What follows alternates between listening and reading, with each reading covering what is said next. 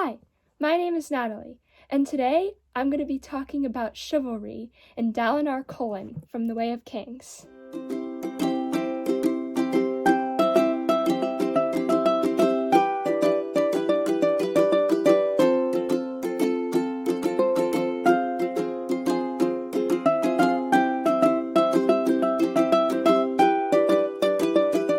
Now, I know that I've been making a lot of videos about The Way of Kings recently, but I've noticed that you guys seem to like those videos, so I'm just going to keep making them because it seems to be what you want from me. So here goes.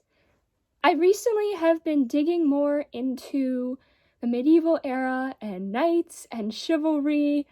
I've really been into all of that for a while, but I have a new spark of it right now, mostly because I'm learning about it. And I found it very interesting when we started learning about chivalry and the chivalric code. Do you see where I'm going with this?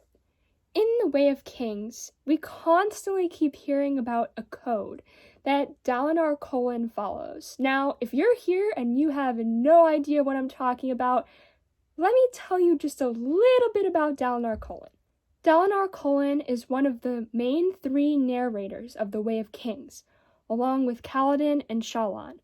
He is a high prince, or if you were to think about this in another sense, he is a servant to the king. So if you've ever heard about courts and things like that, and if you've ever read Macbeth, it's a thane. It's basically the same kind of position, or if you want to think about it in another sense, almost like a duke. Dalinar's brother was the king, and the way that The Way of Kings begins is when the king himself is killed. And that kind of sets the whole book into motion. It starts the war between the Alethi and Parshendi. It makes everybody in this book want to fight. It sets up how Kaladin became a slave. It really sets everything into motion. The way that Dalinar operates is he operates on a strict code that he implements in all of his soldiers. You must be seen in your armor at all times. You must always wear your uniform. You must not be in the way of married women. You cannot basically act certain ways in society. You have to be very, chivalrous, brave. You have to uphold standards that are, in fact, very well precedented in medieval times. Now, while there is no authentic code of chivalry, there is a definition that I'm going to read you. It states, chivalry, or the chivalric code, is an informal and varying code of conduct developed between 1170 and 1220. It was associated with the medieval Christian institution of knighthood. Knights and gentlemen's behaviors were governed by the chivalrous social codes. The ideas of chivalry were popularized in medieval literature, particularly the literary cycles known as the Matter of France, relating to the legendary companions of Charlemagne and his men-of-arms and paladins, the Matter of Britain, informed of Geoffrey of Monmouth's Histoire Regnum Britanniae, written in 1130, which popularized the legend of King Arthur and his Knights of the Round Table. All of these were taken as historically accurate until the beginnings of the modern scholarship in the 19th century. The code of chivalry was developed in a medieval Europe and had roots in earlier centuries.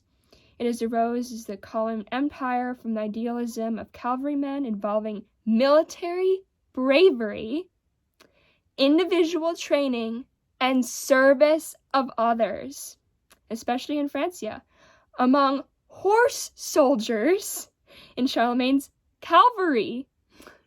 The term chivalry derives from the Old French term chevralny, which has been translated as horse soldiery.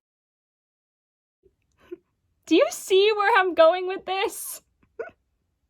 Originally, the term referred to only horse-mounted men, but the first red horse, Cheval, then it became associated with knightly ideals. Now, all of this that I'm reading is coming from Wikipedia, just so you can know my source and citation here. I know it sometimes is not the most accurate website, but for this case, this was just a little bit of research that I did after already learning about it from other sources. Now, the big things that we need to hit on in here are definitely that the word chivalry comes from horse warriors, or people who fight on horseback, and even better than that, a war code of conduct.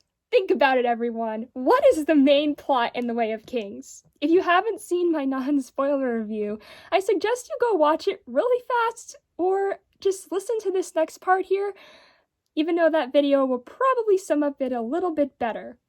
The main plot in this book, despite all of its side turns and different characters and different points of view, is a war. The medieval term of chivalry comes from war conduct, or people acting a certain way on the battlefield during a war. Dalinar implements certain things into his soldiers to tell them to fight and to work and to act and to dress a certain way in society while a war is going on. Additionally, while Dalinar and his soldiers are not exactly knights, they are the next in command to the king, and therefore, in this kind of sense, they are knights. That's basically their duty, to take care of the king, to fight on horseback, and to go into war and find out war battle and strategies. That's basically Dalinar's job, and he implemented this code. One of the major things that Dalinar is struggling with this book is that he's falling in love with his brother's wife. And though his brother is already dead, and it's kind of okay for him to be, I guess, being in the same room with her, dating her, courting her, because he is dead, his brother is dead, and that's technically allowed. He still wants to follow this chivalrous code. And I don't know if any of you have ever heard of courtly love, but that also goes under the medieval genre. And actually, there's one rule in there that says that a woman should be widowed for 2 years before she marries someone else. And I think this exact rule is what Dalinar is trying to instill in this woman, and is trying to instill in his people, that it's wrong for you to go after these women when they haven't been widowed for 2 years. And that is a big thing that kind of led me along this path of looking up chivalry and courts and courtly love, was that exact thing. And sure enough, a lot of the things in The Way of Kings point to chivalry. And I think that we shouldn't ignore that. There have been a lot of modern adaptations of medieval literature.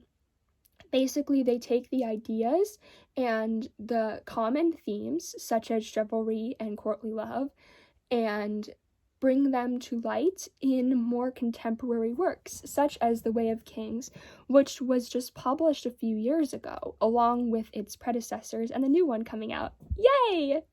I think it's safe to say that some things in The Way of Kings are definitely pointing to a medieval literature readaptation, or using at least some of the same themes, such as chivalry. I don't think it can be ignored that they fight on horseback, that they follow a code, and that they are fighting for a king. I don't think any of those things could be ignored, that they're essentially knights, that they're fighting on horseback when chivalry comes from the word cavalry, which is fighting on horseback, and that they uphold these strong codes that definitely sound very similar to the medieval age codes.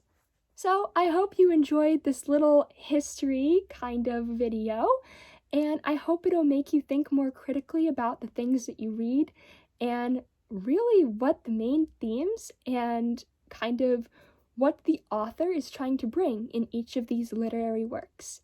I hope you have a nice day. Bye!